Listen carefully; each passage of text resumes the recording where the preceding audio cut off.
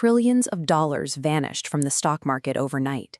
The global panic stemmed entirely from a single, newly released piece of code. That code was DeepSeek, a highly capable Chinese AI model that proved Silicon Valley did not hold an absolute monopoly on advanced software development. For years, American tech giants operated under a comfortable assumption. They believed their distinct head start guaranteed they would dictate the rules of the 21st century digital economy. Washington responded to China's rapid tech growth with strict economic countermeasures. They deployed aggressive trade blacklists and sweeping bans on advanced microchips to freeze foreign technological advancement in its tracks. But severing that access yielded an unexpected result. It forced Chinese companies to abandon their reliance on Western suppliers and aggressively build their own hardware ecosystems from scratch. We are watching a technological Cold War unfold in real time. The global digital economy is actively splitting into two separate, totally incompatible empires. The first major front of this decoupling happened right in our hands. For over a decade, Apple represented the unquestioned US-led global standard for mobile hardware and software.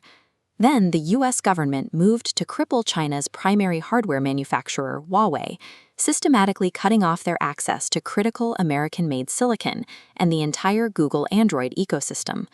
Cut off from the outside world, Huawei engineered an immediate alternative. They launched Harmony OS and manufactured domestic silicon to replace the restricted American technology entirely. Look at the devices they are producing now, and you see two distinct design philosophies. American hardware offers a highly refined, predictable evolution, while the new Chinese foldables are aggressive, experimental, and moving at a frantic pace. This split creates immense daily friction. Chinese consumers now operate entirely inside a parallel software environment, completely disconnected from standard integrations like Google Maps or iMessage. The phone in your pocket operates as a digital border.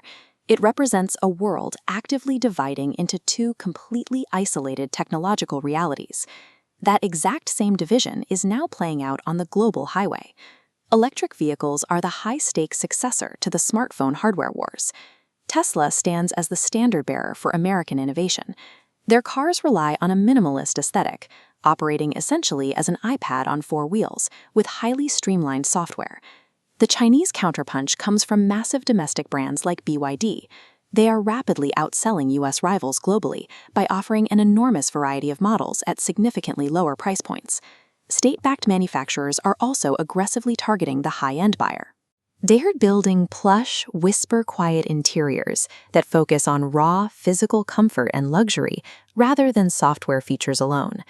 To protect domestic automakers from this massive expansion, the United States executed an extreme defensive maneuver, placing a 100% tariff on all Chinese-made electric vehicles.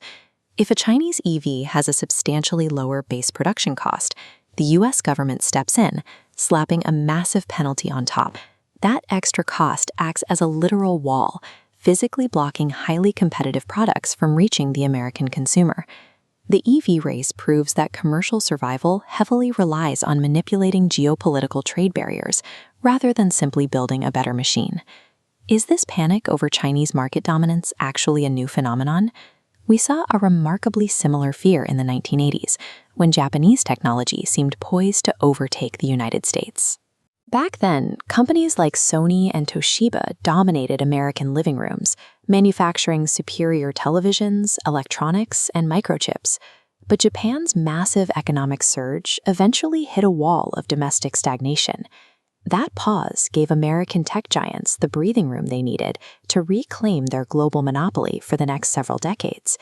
The question now is whether China's immense state-backed scale and aggressive manufacturing base will allow them to bypass that same historical trap.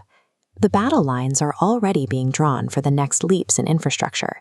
Both nations are aggressively racing to define the global standards for 6G communication and the hardware that will support it. Space exploration is rapidly becoming the ultimate strategic high ground, setting the stage for a modern rivalry over the control of essential satellite networks. American tech development favors a safe, highly refined evolution of its existing products.